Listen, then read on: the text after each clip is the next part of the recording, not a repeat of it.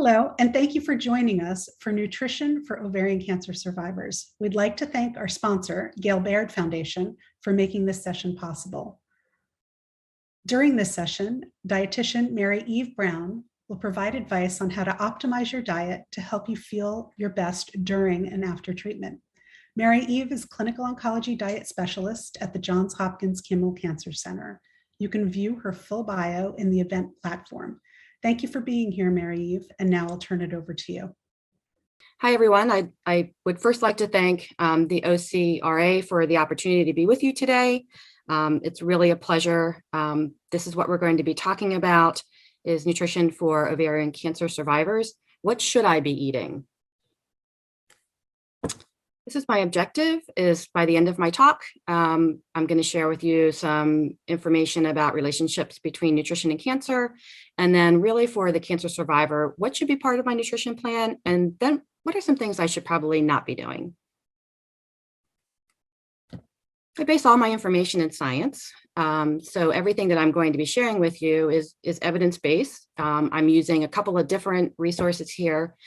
So research shows, according to the National Comprehensive Cancer Center, that for cancer survivors, the best formula for avoiding another episode of cancer is proper nutrition combined with weight control and physical activity.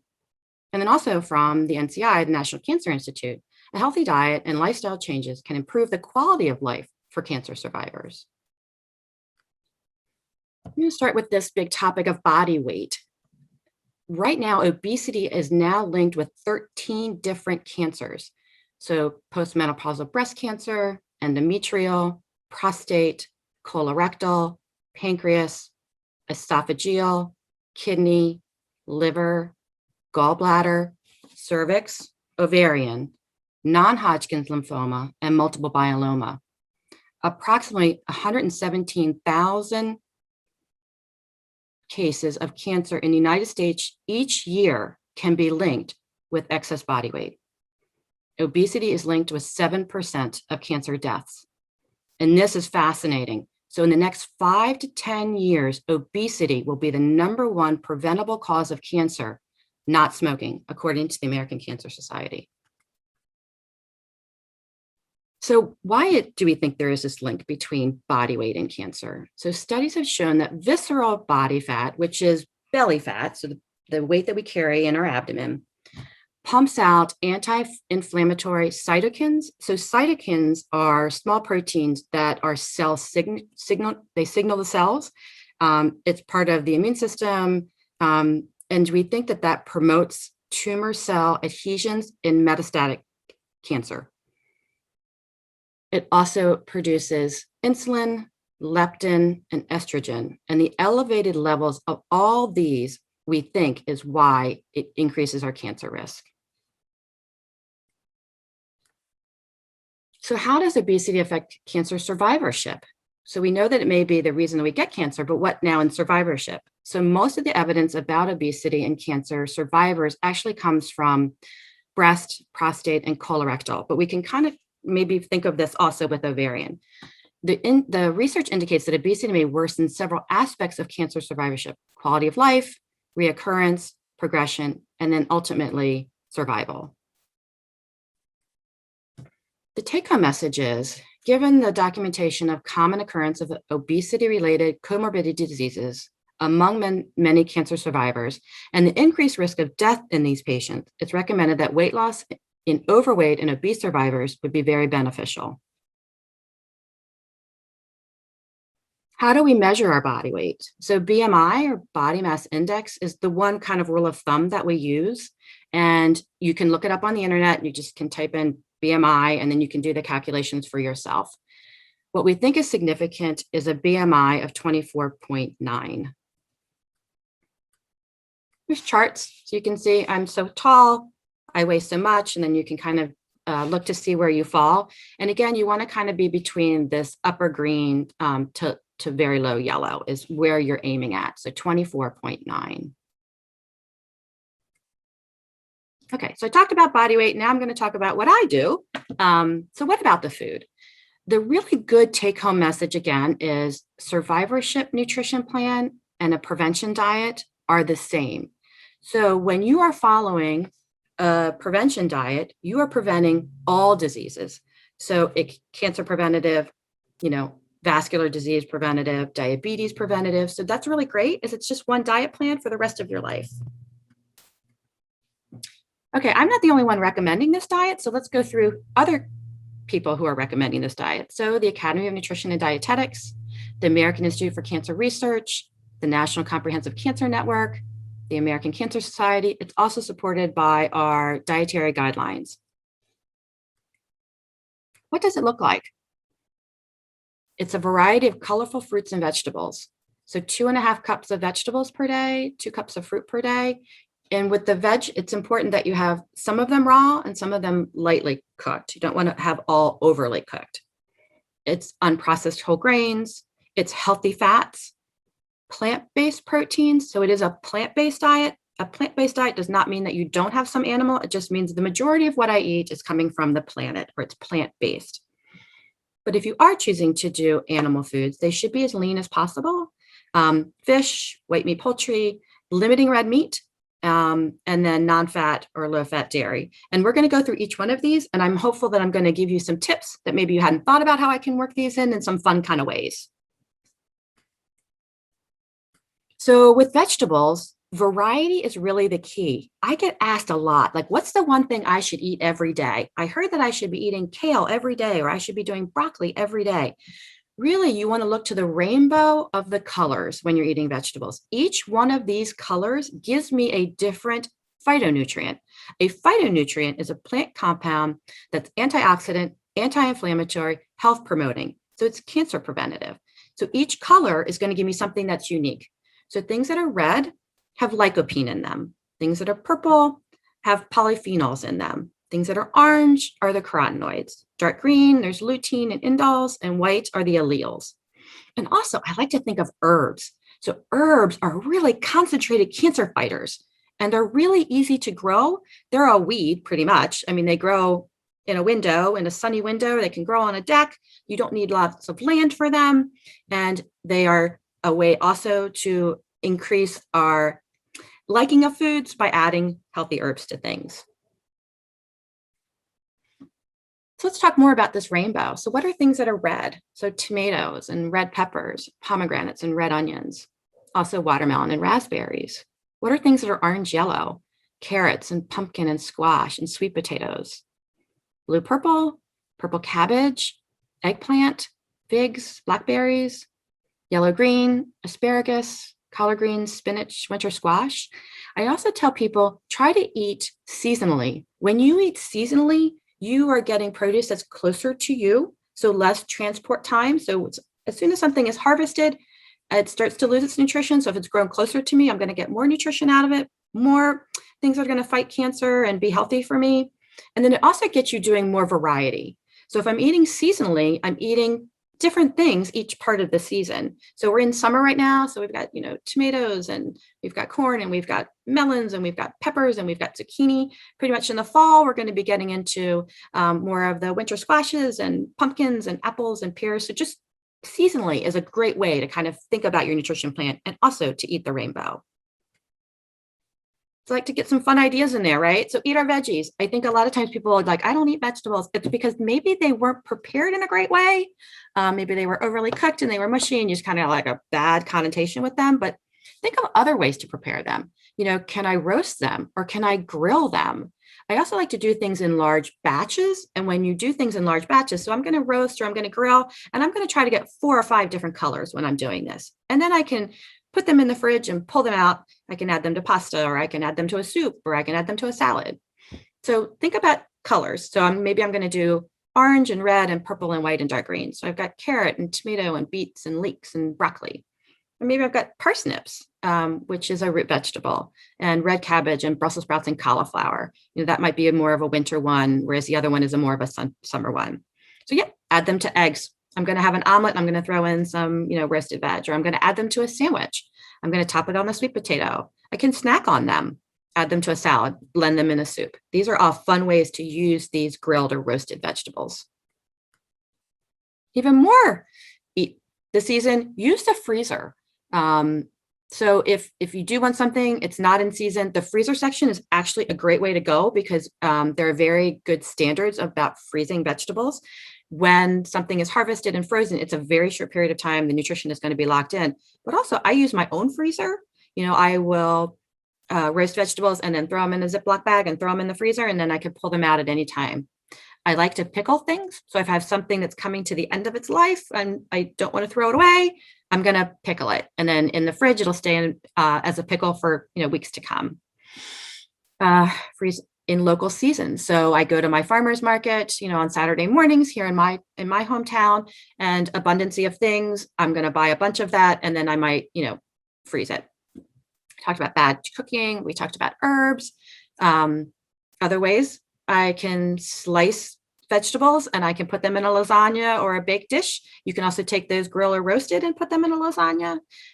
Spaghetti squash instead of pasta, with roasted tomatoes that you can roast up, or you've roasted them and put them in the freezer. You can make veggie chips. You can make them into salsa, and pickling is another idea. So this is actually my kitchen. This was last summer, not this summer, but I had some heirloom tomatoes. I had some beets. I had some cucumbers. And so what did I do? I roasted the tomatoes, and then I pickled the cucumbers, and I pickled the beets. And the pickling can be a fresh pickle. It doesn't have to be can be in the refrigerator. It doesn't need to be a cooked pickle. Even more ideas, bake with them. Carrot, zucchini, pumpkin, and butternut squash make delicious baked goods. A carrot bread, a zucchini bread, a pumpkin bread. Adding things to sauces. So mushrooms and greens and asparagus and pumpkin go really nice into sauces. Blend them. You can make a pesto or make a soup, or blend them into meats and poultry. If I'm let's say I'm gonna make a turkey meatloaf, can I put mushrooms in that? Mushrooms have a meatier taste. I'm decreasing then the amount of animal that I'm doing by increasing the vegetable. Can I make fries with things? So green beans make really good fries baked in the oven, or parsnips or carrots or zucchini. Can I top a pizza with some roasted vegetables? Or a lot of times I put salad on top of my pizza. Arugula or mixed greens or spinach go really nice on top of pizza. This question comes up a lot about organic. Do I need to buy organic? And it's really a discussion. So if you take an organically grown something and then a commercially grown something, nutrition-wise, they're going to come out to be about the same. They're going to have the same amount of vitamin C in them. They're going to have the same amount of beta-carotene in them. But what does organic mean? So organic farming is agriculture conducted according to certain standards, especially the use of stated methods of fertilization and pest control. So they're limiting any kind of pesticides that are going to be exposed to what your produce is. Organic food are foods produced from organic farming methods and often certified organic according to organic farming standards. So there are standards. So really, to be organic, you need to see this symbol. So really, there's limited evidence based, which everything is science for me, to support the fact that organic vegetables have more nutrients than commercially farmed produce. There is some data that indicates that animal products that are farmed in organic conditions do have some healthier properties, and the body of evidence is more so with animal, which is red meat, where you have them have more grass-fed meat. It has more omega-3s in that, and omega-3s are anti-inflammatory. So that was only one in science that we can really find. But sometimes I'm looking at not just the nutrient content of what I do. I'm trying to limit maybe exposure to things that aren't healthy for me. The EWG, which is the Environmental Work Group, has some really good information about that. So one thing is the Dirty Dozen and the Clean 15. This is where your food dollar would make more your food dollar would get more out of it. If you're going to buy something that's organic, do the Dirty 12. Do the Dirty 12. But if you don't eat the skin of it, do the Clean 15. So I don't need to buy an organic mango because I'm really not going to eat the skin of that, or a honeydew melon or a cantaloupe corn. You don't really need to buy organic because you're not going to eat the skin of that. But things that have thin skins is a better idea if you're going to buy organic. So we talked about produce. I'm going to move on to grains. So you really want to do unprocessed grains or things that are unbroken. It's not only about the fiber, but these unbroken or unprocessed grains also have phytonutrients in it, just like the vegetables that we talked about. So they have lignans, flavonoids. They're also higher in minerals like iron and magnesium and selenium, and B vitamins, thiamine, riboflavin, niacin, and folate. What are whole grains or unprocessed grains? So these are things that are not processed, where the grain is still intact. When the grain is processed and that is removed, they also then put back some of those nutrients, but some of them are not put back. So brown rice, corn, oatmeal, quinoa, whole rye, whole wheat, wild rice. These are all forms of whole grains. So how can I use whole grains? Make them into a salad. I made a 7-grain rice salad the other day. Corn and beans go really well into a salad. Wild rice, dried cranberries, and pecans. Quinoa with cucumber and red onion and chickpeas all make a wonderful salad. Sub something out. So I'm baking something. Maybe I can use a half of a whole grain flour and then the other half a regular flour. And then eventually you're going to want to go all whole grain. 3/4 of a cup of uncooked oats for every pound of ground turkey. That's a nice substitute. We talked about mushrooms as well. Whole wheat, quinoa, and chickpea salads are delicious. So I'm going to move on to fats. What are healthy fats? So you don't want to follow a very low-fat diet. These healthy fats are really important for us, but what are they? So nuts, which provide protein and vitamins and minerals and fiber, and omega-3 skin, anti-inflammatory. Seeds are also healthy fats. They also provide protein and vitamins, minerals, fiber, and omega-3. Vegetable oils like canola, olive oil, flax oil, walnut oil, avocado oil, and then avocados. These are all forms of healthy fats. What are some fun ideas to get these healthy fats in? So breakfast, can I add nuts or seeds to yogurt? Can I spread a nut butter on a whole grain toast? Can I include nuts and seeds to hot or cold cereals? Lunch and dinner, what are some ideas to get some of these healthy fats in? Again, can I put nuts and seeds on my salad? Can I toast pecans and walnuts and steam them, put them into steamed vegetables? Can I add cashews to a stir fry? Can I add pine nuts to coleslaw? Can I mix in some walnuts or pecans into a baked good that I'm making? So let's move on to protein. What I was talking about was a plant-based diet. That doesn't mean that it's not including some animal, but really you want to think about having occasional, maybe vegetarian nights or lunches and using plant-based proteins to get the protein in. These are legumes, which are beans, lentils, peas, and peanuts, tree nuts, like almonds and walnuts, seeds, and then again, the whole grains, because they're intact, they still have the protein. Also, fatty fishes play a good role in a prevention diet, and you want to try to get them twice a week. So salmon, sardines, tuna, and herring, and you want to buy wild caught domestic. That's important for our health. You could also do white meat poultry, and then you want to limit red meat, less than 18 ounces per week. So dairy, and we should try to do non-fat or low-fat dairy. So non-fat yogurt, skim milk, non-fat cottage cheese, part skim ricotta, part skim mozzarella. And we need 3 servings per day. And this is really important. And we're going to talk a little bit more about this with vitamin D and calcium is where we get the abundancy of those nutrients in these products. So overall, what should my plate look like? And you can go to Healthy Eating Plate or My Plate. And when you look at your plate, you want to cut it in half. So half of it should be, vegetable with a little bit of fruit. And then the other part you cut into a quarter, which is some type of whole grain, and then some type of healthy protein. That's really what our plate should look like. Moving in some healthy fats, of course, drinking things that don't have calories in them. There was a research study just published recently about drinking sugary beverages and maybe a link with cancer with that. Not so much with ovarian, but with other cancers. So supplementation. So food, not supplements, is the best source of vitamins and minerals. There is no evidence as of today that dietary supplements provide any anti-cancer benefit as a healthy diet. So this is taken from the National Comprehensive Cancer Network, except, and this is the ones that I want to talk about. Vitamin D.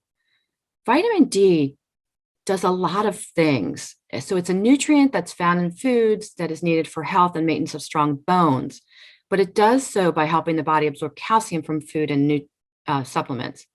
Vitamin D is an important part of the body in many other ways. So muscles needed to move, nerves needed to carry messages between the brain and other body parts. It's actually part of our immune system. There's also a local mechanism in many tissues of the body for converting the form of vitamin D with sun. So our bodies were made to make vitamin D with sunlight. And now we are using sun lotion, so we're not getting that sunlight conversion in the body. What is our recommended daily intake of vitamin D? And you can see here how much vitamin D we need per day. Vitamin D is prevalent. So it's highest seen in African Americans, almost 82%, Hispanics at 69%, and then overall it's 41%. Vitamin D has been linked with colorectal cancer, breast cancer, prostate cancer, and pancreas cancer. You really should get your vitamin D level checked. That's the important part of this. So we think there's a protective relationship between adequate vitamin D and the status of lower cancer risks. The evidence suggests the importance of vitamin D status. So if it is that you are vitamin D deficient, this is one supplement that may be of benefit to you. It would be difficult for you to get the amount of vitamin D from just an oral diet, because these are the foods that have the most vitamin D in them. So cod liver oil, salmon, mackerel, tuna, sardines. These are the fatty fishes that we were talking about. And then they're also fortified in other products. You can find it in orange juice, dairy products, cereals, and cheeses. But 10 minutes of sunshine is 10,000 international units of vitamin D. And so the recommendation is to try to get, if you do that, do it early in the morning when it has less of the cancer effects of the sun. The other nutrient I would talk about in supplementation for some people would be calcium. It's estimated 75% of Americans do not meet their calcium needs daily. These are calcium-rich foods. It's in dairy. It's also in leafy greens. It's also in beans. This is the recommended amount of calcium that you need per day. So for women, 19 to 50, it's 1,000 milligrams a day. Above 51, it's 1,200 milligrams per day. Calcium is a mineral that's found in foods. It's needed to maintain strong bones. It also does other functions. Our teeth are important. The body need for calcium for muscles to move, for nerves to carry messages between the brain and other body parts. Calcium is also involved in blood vessels, moving blood throughout the body. It also helps release hormones and enzymes.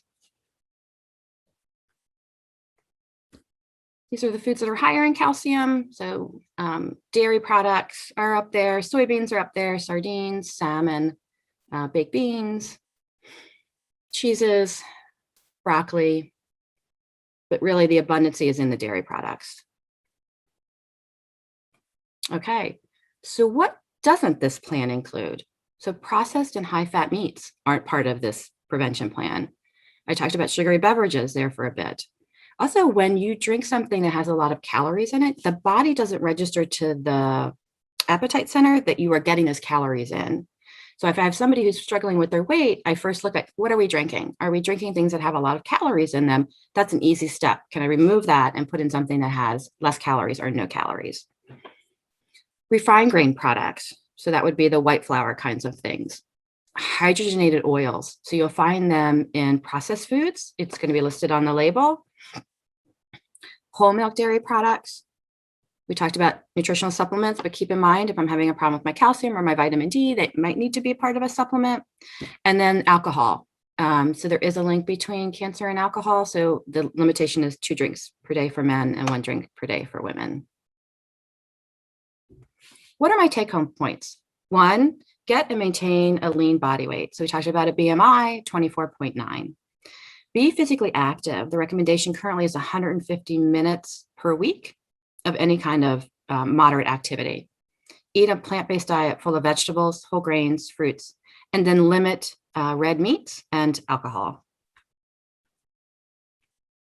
Here are some of the resources I really like. So AICR, American Institute for Cancer Research, cancer.gov, cancer.org, eatright.org. Sloan Kettering has a really nice information if you're looking into alternative therapies or herbals, supplementations, and then the EWG, the Environmental Work Group.